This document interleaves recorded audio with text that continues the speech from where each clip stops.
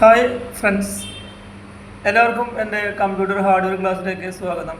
ഇന്ന് നമുക്ക് ഒരു കമ്പ്യൂട്ടർ സിസ്റ്റത്തിൽ സിസ്റ്റം കോൺഫിഗറേഷൻ കാണാനുള്ള ഒരുപാട് കമൻറ്റുകൾ നമുക്ക് അവൈലബിൾ ആണ്. അപ്പോൾ ഞാൻ മുൻപ് ക്ലാസ്സിലും ഒരു കമൻറ്റിനെ കുറിച്ച് പറഞ്ഞിരുന്നു, സിസ്റ്റം ഇൻഫർമേഷൻ കിട്ടാൻ വേണ്ടി. അപ്പോൾ ഇന്ന് നമുക്ക് വേറൊരു കമൻറ്റ് നോക്കാം. എങ്ങനെയാണ് സിസ്റ്റം ഒരു കമ്പ്യൂട്ടർ സിസ്റ്റത്തിലെ കോൺഫിഗറേഷൻസ്, അതിൻ്റെ പ്രൊസസ്സർ, മെമ്മറി, ബാക്കിയുള്ള ഡീറ്റെയിൽസൊക്കെ എങ്ങനെ ഫൈൻഡ് ചെയ്യാന്നുള്ളൊരു ടൂളാണ് ഞാൻ പറയുന്നത്. ഓക്കെ, നമുക്ക് ആ ടൂള് നോക്കാം.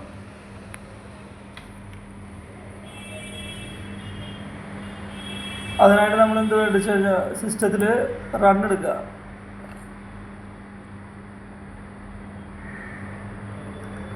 റൺ കമാൻഡ് എടുക്കുക. റൺ കമാൻഡിൽ നമ്മൾ ഒരു കമാൻഡ് ടൈപ്പ് ചെയ്യണം. സിസ്റ്റത്തിൽ നമുക്ക് ഒരു കമാൻഡ് ടൈപ്പ് ചെയ്യണം. അതായത് വിൻഡോസ് സിസ്റ്റത്തിൽ റൺ എന്ന് പറയുന്ന സർവീസ് ഓപ്പൺ ആക്കുക. അതിനകത്ത്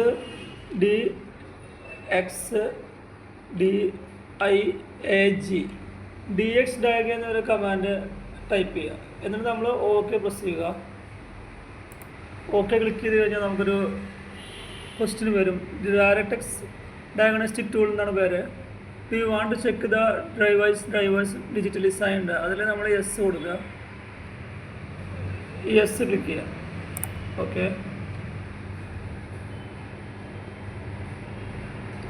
again നമുക്കൊരു വിൻഡോ വരും. അതിന് നമ്മൾ ഡയറക്ടെക്സ് ഡയഗ്നോസ്റ്റിക് ടൂൾ എന്നാണ് പറയുന്നത്. അതിൽ കമ്പ്യൂട്ടറിൻ്റെ ഡേറ്റ് ആൻഡ് ടൈം, അതുപോലെ കമ്പ്യൂട്ടർ നെയിം, ഓപ്പറേറ്റിംഗ് സിസ്റ്റം, അതുപോലെ system model, BIOS, processor, memory, ഇതെല്ലാം നമുക്ക് അവൈലബിൾ ആവും. ആ ഡീറ്റെയിൽസ് നമുക്ക് കോൺഫിഗറേഷൻസ് അവൈലബിൾ ആവും കേട്ടോ. ഓക്കെ, അപ്പോൾ ജസ്റ്റ് ഇതെടുത്താൽ നമുക്കറിയാൻ പറ്റും ഏതാണ് പ്രൊസസ്സർ, എത്ര മെമ്മറി ഉണ്ട്, അതുപോലെ എന്താണ് വിൻഡോസ് ഏതാണ് വേർഷൻ എന്നൊക്കെ അറിയാൻ പറ്റും. ഞാൻ മുൻപ് ഒരു ക്ലാസ്സിൽ വേറൊരു ടൂൾ പറഞ്ഞിരുന്നു, അത് MS Info 32 ആണ്.